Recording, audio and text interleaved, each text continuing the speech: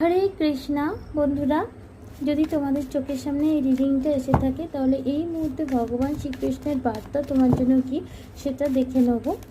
Hare Krishna Krishna Krishna Hare Hare, Hare Ram Ram Ram Hare Hare.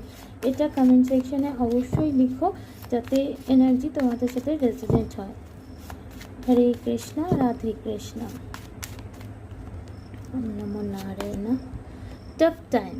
Let go of all that has happened. The bad times will also surely go. Complete destruction always leave behind seeds of regrowth and regeneration.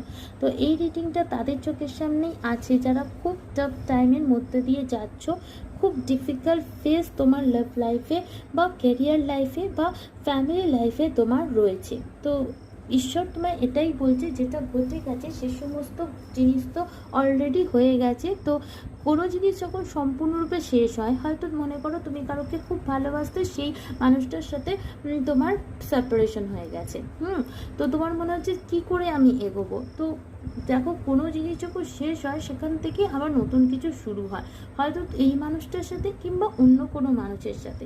তো তোমার এখন মনে হচ্ছে জীবন খুব tough, খুব কষ্ট, but তোমার bad time অবশ্যই চলে যাবে। এবং যখন কোনো কিছু সম্পূর্ণরূপে শেষ হয় তার কিন্তু বীজ রেখে যায়। গাছ যখন মারা যায় সে কিন্তু দানা রেখে যায় এবং সেই দানা থেকে আবার কিন্তু নতুন করে গাছের সৃষ্টি হয়। তো তোমার যদি ক্যারিয়ারে খারাপ হয়ে থাকে তাহলে রিগ্রোথ হবে, লাভ লাইফ খারাপ হয়ে থাকে রিজেনারেশন হবে, ক্যারিয়ার লাভ দুটোর হেলথ সব কিছুই ঠিক হয়ে যাবে। ঈশ্বরের প্রতি বিশ্বাস রাখো, এই টাফ টাইম অবশ্যই চলে যাবে। হরে কৃষ্ণ।